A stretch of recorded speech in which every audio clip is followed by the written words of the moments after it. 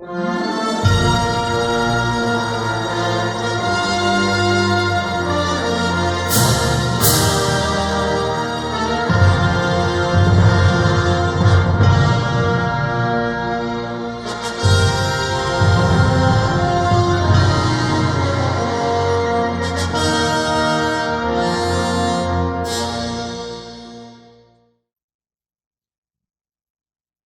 damos gracias, amoroso Padre, que estás en el cielo, porque has preparado, Señor, para tus hijos estos momentos de reposo y de especial comunión contigo a través de tu santa palabra.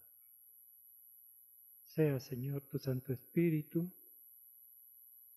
a quien nos haga comprender cuáles son tus pensamientos para tus hijos, pensamientos de paz y no de mal, a fin de que obtengamos, Señor, en Cristo la salvación que anhelamos. Rogamos también bendigas los diezmos y las ofrendas que tu pueblo ha traído para el sostenimiento de esta casa y para el avance de tu obra. Son favores que te los suplicamos en el dulce nombre de Cristo Jesús. Amén. Bien, queridos hermanos, buenos días. Un feliz sábado para todos. Dice la Escritura que sin fe es imposible agradar a Dios, ¿verdad? Tomando como base este pensamiento, he querido insistir en traer el tema de la fe en esta mañana también. Y vamos a empezar leyendo una cita de la Review and Herald del 18 de octubre de 1898. El espíritu de profecía nos dice: la comprensión de lo que la Escritura quiere decir cuando nos urge a la necesidad de cultivar la fe es más esencial que cualquier otro conocimiento a nuestro alcance. Este concepto ya lo había mencionado en una ocasión anterior, pero es bueno repetir, ¿verdad? Porque en la repetición nos lo memorizamos y lo concientizamos de paso, ¿sí? Nuevamente, la comprensión de lo que la Escritura quiere decir cuando nos urge a la necesidad de cultivar la fe es más esencial que cualquier otro conocimiento a nuestro alcance. Llegar a comprender lo que significa cultivar la fe, nos dice la cita, es más esencial, más importante o necesario que llegar al entendimiento de cualquier otra ciencia a nuestro alcance. Sí, ¿verdad? Está claro, muy claro. Si nos damos cuenta nosotros en esta cita, la hermana Elena no nos urge a que adquiramos fe. La hermana Elena nos urge a que cultivemos la fe. Es diferente. Las Escrituras tampoco dicen mucho acerca de adquirir fe, pero en cambio dicen mucho sobre la necesidad de cultivar la fe. Y la razón de ello es muy sencilla. Es que a todo hombre se le da en principio una medida de fe. ¿Ustedes sabían eso? A todo hombre se le da en principio una medida de fe. Todos tenemos una medida de fe. Por lo tanto, no es necesario adquirir fe, ¿verdad? Sino cultivar la fe que nos ha sido dada.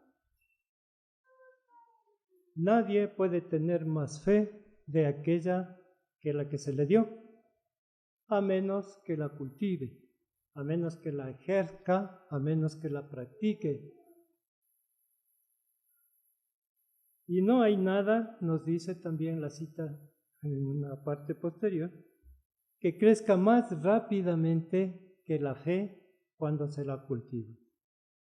La fe, lo hemos dicho, es creer que la palabra de Dios puede cumplir por sí misma todas aquellas cosas que anuncia. Eso es fe, ¿verdad?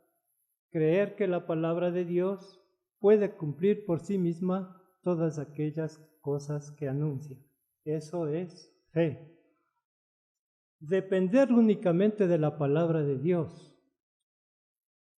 y permanecer bajo tutela, permanecer bajo su tutela, hasta que las cosas que ella anuncia se cumplan, eso es cultivar la fe. Está claro, ¿verdad? Fe es confiar en que la palabra cumpla lo que dice. Cultivar la fe es depender de la palabra hasta que todas aquellas cosas que anuncia se cumplan. Por ende, cultivar la dependencia u obediencia a la palabra de Dios es cultivar la fe. También la fe es un don, un regalo de parte de Dios. Todos lo sabemos, estamos de acuerdo en eso, ¿no es cierto? Esto quiere decir que el corazón humano, el corazón del hombre, en su interior no había ninguna fe, hasta que el Señor a través de su palabra puso la fe en el corazón. Vamos a leer en Efesios 2:8. Porque por gracia sois salvos, nos dice el apóstol Pablo, por medio de la fe. Y esto no de vosotros, pues es don de Dios. ¿Sí? En el corazón del hombre no había nada de fe, hasta que la palabra del Señor la puso así. Y las Escrituras dejan claro que todos recibimos una medida de fe. Vamos a leer en Romanos 12:3, que fue el versículo que se leyó al inicio, ¿sí? Digo pues, por la gracia que me es dada, a cada cual que está entre vosotros, que no tenga más alto concepto de sí que el que debe tener, sino que piense de sí con cordura, conforme a la medida de fe que Dios repartió a cada uno. Aquí está, ¿verdad?, en la palabra de Dios, que nos dice que Dios repartió a cada uno una medida de fe. El comentario bíblico adventista al respecto nos dice lo siguiente: la fe es la verdadera norma por la cual el ser humano debe medirse a sí mismo. La persona cuya mente no ha sido renovada y que es carnal se estima mediante las normas del mundo, por la riqueza, la posición social o el grado de conocimiento que haya adquirido. Pero cuando interviene la fe y la mente se renueva, el creyente recibe la facultad, esto es, recibe la inteligencia, la visión o aptitud para discernir o percibir los límites de sus capacidades. La fe le proporciona una nueva norma de medida para determinar con precisión la naturaleza y los alcances de sus capacidades, y por eso no se excede en lo que piensa de sí mismo. Mientras mayor sea la medida de fe, más penetrante será la comprensión de su completa dependencia de Dios. Esa medida de fe que Dios repartió a cada uno es el capital que uno posee de principio. Y se espera que todos negocien con ese capital, que lo cultiven para la salvación de su alma. No existe, hermanos, el más mínimo riesgo de que ese capital disminuya a medida que se lo utiliza. Tan pronto como se lo utiliza, se incrementa y crece muy rápidamente. Y en la medida que crece, se conceden al creyente justicia, paz y gozo en el Señor para la salvación plena del alma. Si todos hemos recibido una medida de fe, entonces el apóstol Pablo concluye lo siguiente, en Romanos 10, 8 al 10. Nos dice el apóstol: cercana está la palabra en tu boca y en tu corazón. Esta es la palabra de fe, la cual predicamos. Que si confesares con tu boca que Jesús es el Señor y creyeres en tu corazón que Dios le levantó de los muertos, serás salvo. Porque con el corazón se cree para justicia, pero con la boca se confiesa para salvación. El comentario bíblico explica este versículo. Dice, cuando Pablo se refiere a creer con el corazón, quiere decir que la fe incluye una transformación interior completa. La evidencia externa del cambio interior es la confesión con la boca y el estar en armonía con todo aquello que se cree es verdadero. Una buena disposición para confesar a Cristo con palabras y hechos ha sido siempre la prueba para el verdadero discípulo. Por la cita, hermanos, comprendemos que podemos probarnos a nosotros mismos y podemos probar a las otras personas a través de los hechos y de las palabras. A ver si realmente somos hombres de fe. Se nos ha dicho que es Dios quien puso una medida de fe en el corazón del hombre. Allí donde no había ninguna, quizás querramos saber cómo lo hizo y en qué consiste. Cuando la primera pareja pecó en el Edén, tanto Adán como Eva creyeron lo que Satanás decía. Se entregaron a él y él los tomó enteramente cautivos. Hubo entonces paz y acuerdo entre ellos. Adán y Eva estaban de acuerdo con Satanás. Pero Dios no dejó así las cosas, quebró ese acuerdo y destruyó esa paz. Y lo hizo por su palabra diciendo, vamos a leerlo en Génesis 3:15. La palabra de Dios dice, y pondré enemistad entre ti y la mujer, entre tu simiente y la simiente suya. Esta te herirá en la cabeza y tú le herirás en el calcañar. Estas son las palabras que Dios dijo a Satanás. Pondré enemistad o desacuerdo entre ti y la mujer. Es Dios, hermano, quien pone enemistad entre la simiente de la mujer y la simiente de la serpiente. Antes de ser pronunciada la palabra, no había ninguna enemistad en el corazón del hombre. La enemistad nace con la palabra de Dios. Si Dios no hubiese intervenido, el hombre habría formado una alianza contra el cielo, y en lugar de luchar contra Satanás, los hombres habrían luchado contra Dios. Tan pronto como el hombre se separa de Dios, pierde el poder de enemistad contra Satanás.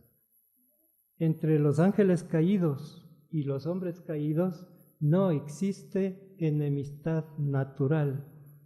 Ambos son malvados por su apostasía, y el mal, allá donde exista, se va a alistar siempre contra el bien.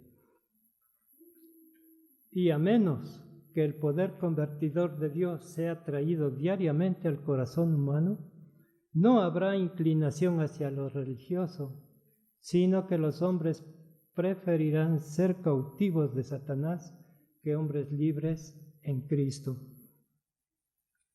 Es esa enemistad contra Satanás y ese odio al mal que Dios pone en cada persona mediante su palabra que hacen que toda alma clame por liberación, la cual se encuentra únicamente en Cristo.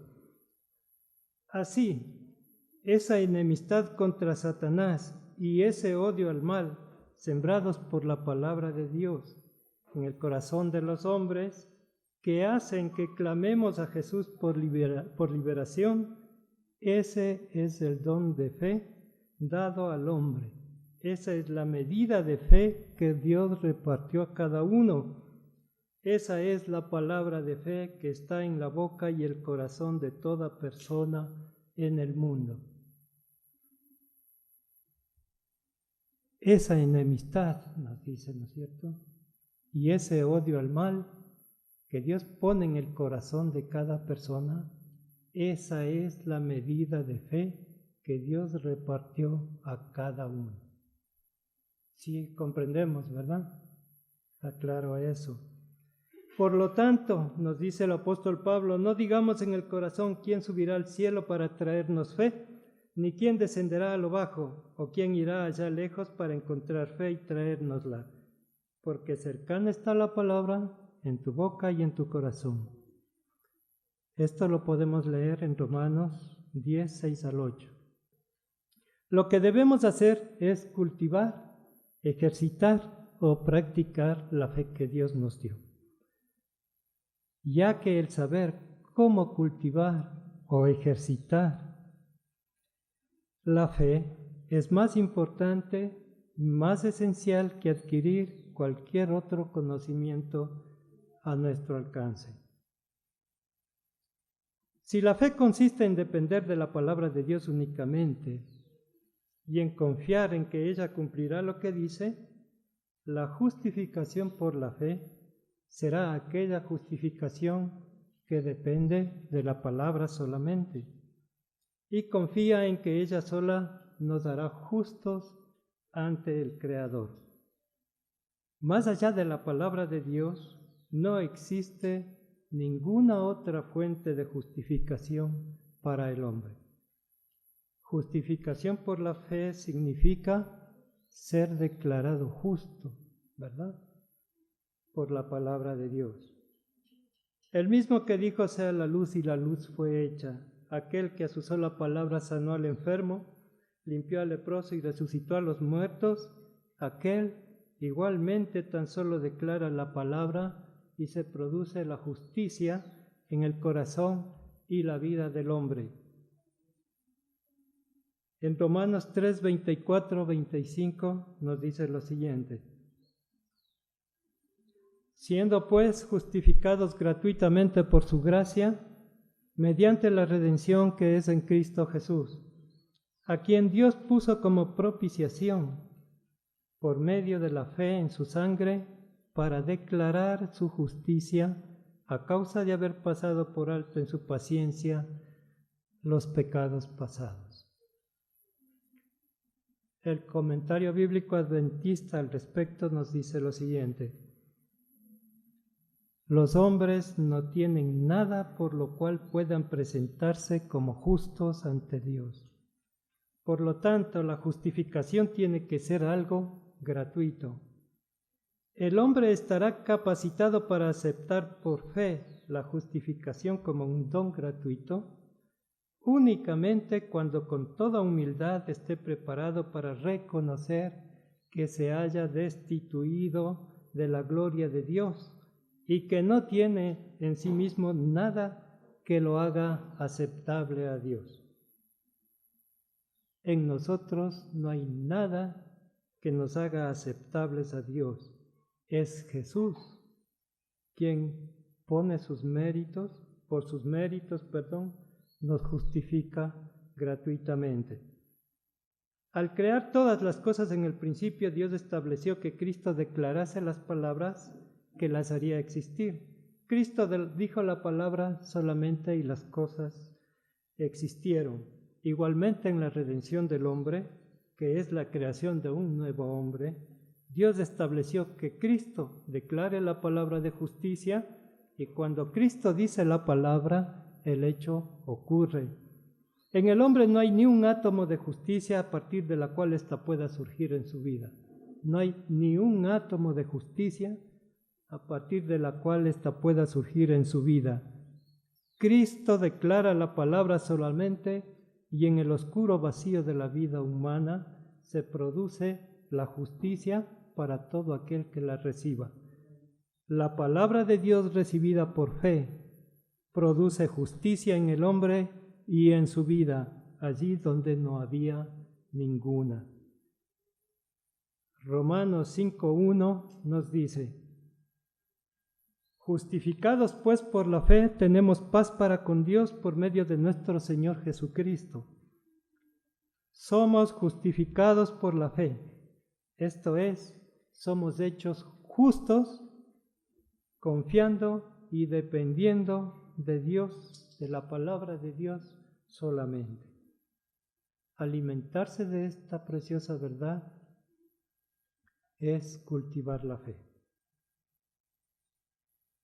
Abraham ha sido considerado como el padre de todos los que son de la fe. La historia de su vida, pues entonces, viene a constituir una fuente de instrucción acerca de la fe.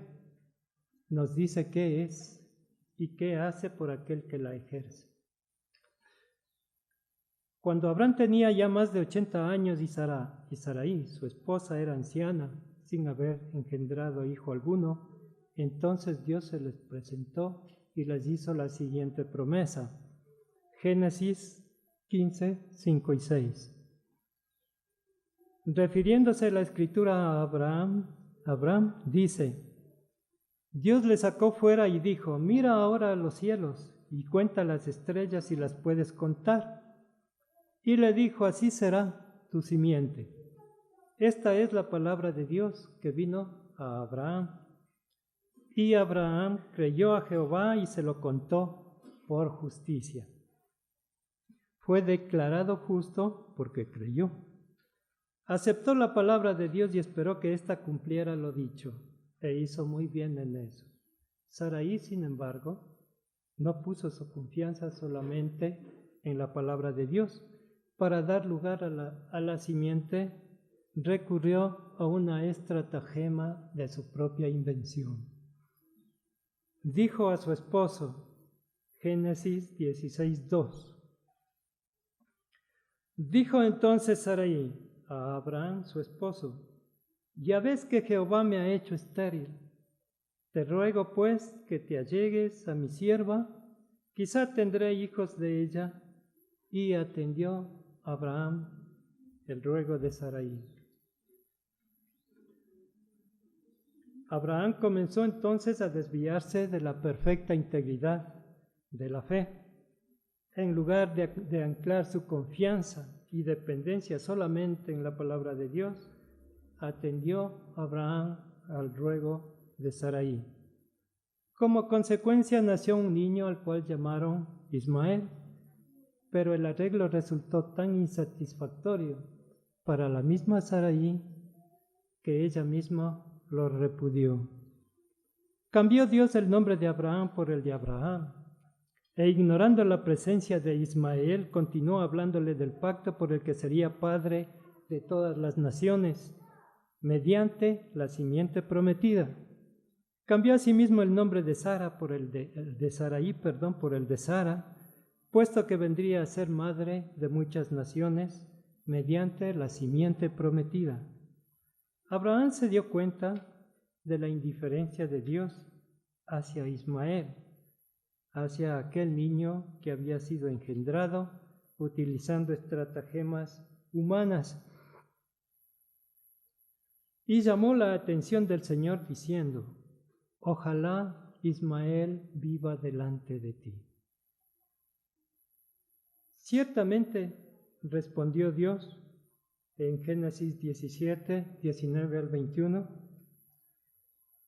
Sara, tu mujer, te parirá un hijo y llamará su nombre Isaac, y confirmaré mi pacto con él por alianza perpetua para su simiente después de él.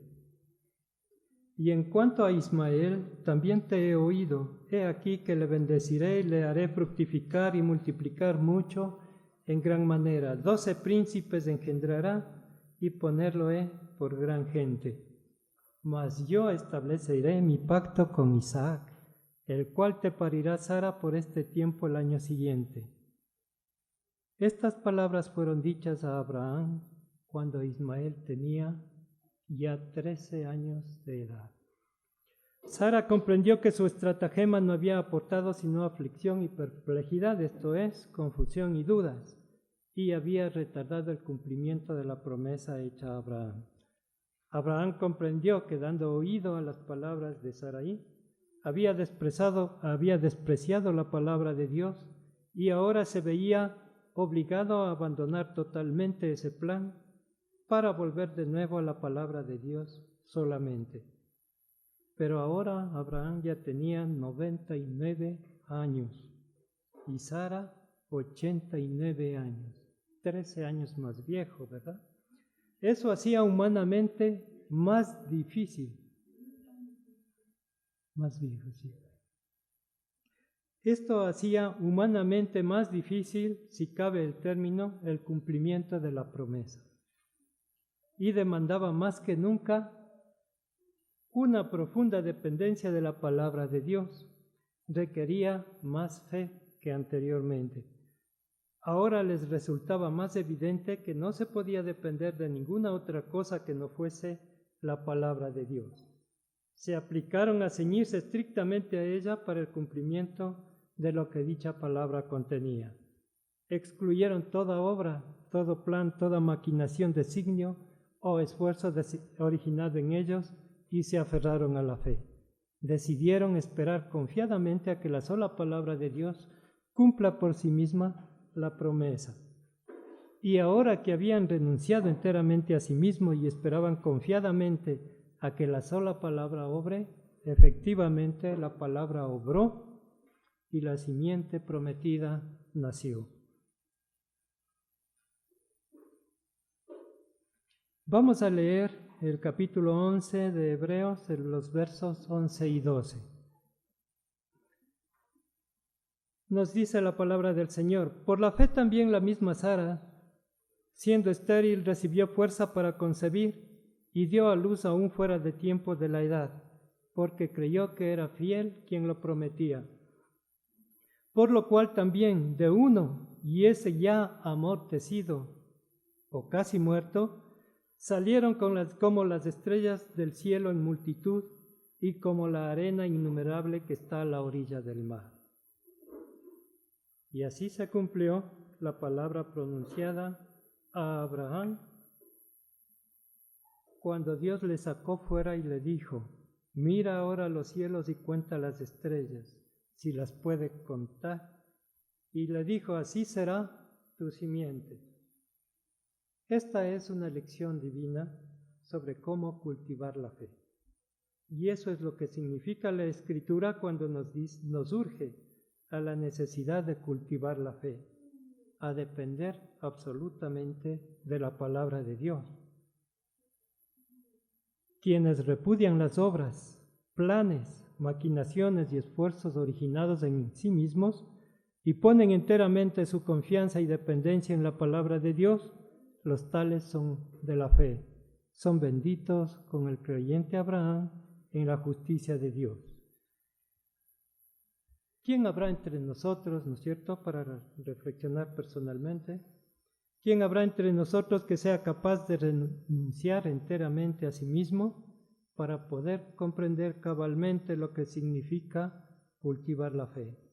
Ojalá, hermanos, que todos nosotros estemos en ese proceso. Cuando Abraham y Sara renunciaron a todo su esquema de incredulidad, obras, planes, esfuerzos, maquinaciones, etc., que habían dado como fruto a Ismael, y pasaron a depender únicamente de la palabra de Dios, nació Isaac, el auténtico hijo de la promesa divina. Dando oídos a Sarai, Abraham se había desviado de la línea de estricta integridad a la palabra de Dios, se había desviado de la auténtica fe, y ahora que se había vuelto a la palabra solamente, a la fe verdadera, debía ser probado antes de que pudiese cabalmente decirse de él que su fe fue contada por justicia. Había creído solamente la palabra de Dios, dejando de lado todo lo que Ismael representaba. Había obtenido a Isaac, el auténtico hijo de la promesa de Dios. Ismael representaba el ejercicio de sus propias facultades, de sus propias aptitudes y capacidades. Representaba Isaac, en cambio, el ejercicio de la fe. Y ahora, tras haberlo obtenido, quedaba por ver si retendría la confianza en la sola palabra de Dios, incluso en contra del mismo Isaac. Es así como Dios dijo a Abraham. Génesis 22:2. Toma ahora tu hijo, tu único Isaac, a quien amas, y vete a tierra de Moriah, y ofrécelo allí, en holocausto sobre uno de los montes que yo te diré.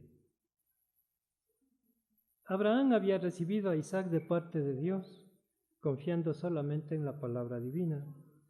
Solo Isaac era la simiente que la palabra del Señor había prometido.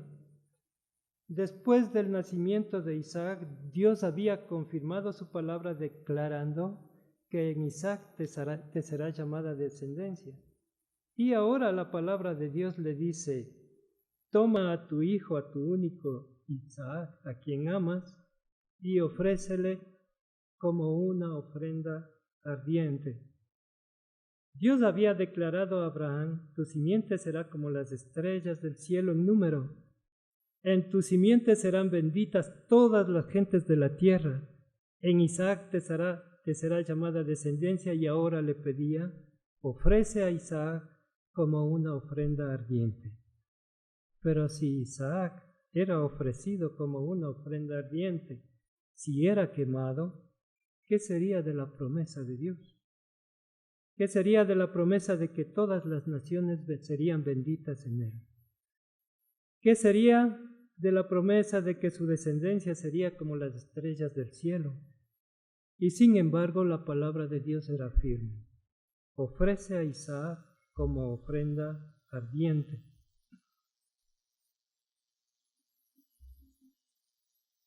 Abraham había confiado sin reservas en la sola palabra de Dios en contra de Ismael, pero esto era más que confiar en la palabra de Dios en contra de Isaac, era confiar en la palabra de Dios en contra de la palabra de Dios. Y Abraham lo hizo, esperando contra toda esperanza. Abraham no insistió en que Dios debía conciliar o armonizar estos pasajes. Para él era suficiente saber que Dios se lo había pedido, que era suficiente que todas aquellas declaraciones provenían de Dios. Sabiendo eso, confiaría en esa palabra, la seguiría y dejaría que el Señor armonice esos pasajes si tal cosa fuese necesaria. Abraham se dijo: Dios ha dicho, ofrece a Isaac como ofrenda ardiente, así lo haré. Dios ha dicho: en Isaac te será llamada descendencia y tu simiente será tan numerosa como las estrellas del cielo. Una vez interferí en la promesa y la estuve impidiendo, hasta que rechacé todo lo que había hecho y me volví a la sola palabra. Entonces, de forma milagrosa, Dios me dio a Isaac, la simiente prometida. Ahora Dios me dice: ofrece a Isaac, la simiente prometida, en ofrenda ardiente. Lo haré así. Dios me lo dio mediante un milagro, y mediante un milagro me lo puede restaurar. Según el espíritu de profecía, esta era la forma como Abraham reflexionaba acerca de la palabra de Dios, acerca de la promesa de Dios. No obstante, pensaba: cuando lo haya ofrecido como una ofrenda ardiente, estará muerto. El único milagro que podrá entonces restaurarlo será el que lo devuelva de entre los muertos. Pero Dios es poderoso para hacer aún eso, y lo hará, ya que su palabra ha dicho que tu simiente será como las estrellas en multitud, y en Isaac te será llamada descendencia. Abraham estaba decidido a obedecer a la palabra de Dios. Vamos a leer Génesis 22, 3 al 5. Y Abraham se levantó muy de mañana y enalbardó su asno, y tomó consigo 2 siervos suyos y a Isaac su hijo, y cortó leña para el holocausto y se levantó y fue al lugar que Dios le dijo. Al tercer día alzó los ojos Abraham y vio el lugar de lejos. Entonces dijo Abraham a sus siervos: esperad aquí con el asno, y yo y el muchacho iremos hasta allí y adoraremos y volveremos a vosotros. la Escritura dice que Abraham dijo: yo y el muchacho iremos y volveremos a vosotros. Abraham confiaba en que Isaac regresaría con él tan ciertamente como iba a ir. Esperaba ofrecer a Isaac en holocausto y esperaba verlo resucitar de entre las cenizas y regresar con él. La razón es que la palabra de Dios había dicho: en Isaac te será llamada descendencia, y tu simiente será como las estrellas del cielo en multitud. Esa era la palabra de fe que tenía en su boca y en su corazón. Y Abraham confiaría en que esa palabra jamás podría fallar. Santiago 2:23 nos dice: y así fue cumplida la escritura que dice: Abraham creyó a Dios y le fue contado por justicia, y fue llamado amigo de Dios. Poner la confianza en la palabra de Dios solamente, depender de ella únicamente, incluso en contra de la palabra de Dios, eso es fe. Esa es la fe que trae la justicia de Dios. Eso es lo que la Escritura quiere decir cuando nos urge a la necesidad de cultivar la fe. Y saber cómo ejercitar la fe, hermanos, esa es la ciencia del Evangelio. La terrible prueba impuesta a Abraham justificó la declaración de Dios en cuanto a la dignidad del patriarca, y fue llamado amigo de Dios. La limpia autenticidad de la confianza de Abraham en Dios es un ejemplo que todos debemos imitar. Hasta aquí la meditación, queridos hermanos, que el Señor nos bendiga. Amado Dios, te damos gracias porque en esta mañana, Señor, nos has revelado que tu palabra tiene poder. Tiene poder para realizar por sí misma todas aquellas cosas que anuncia. Y también nos has revelado, Señor, que la fe es una cualidad que puede crecer y fortalecerse hasta la perfección a través de la práctica diaria. Te damos gracias, bendito Señor, por la presencia de tu Espíritu en esta casa de oración. En el nombre de Cristo Jesús. Amén.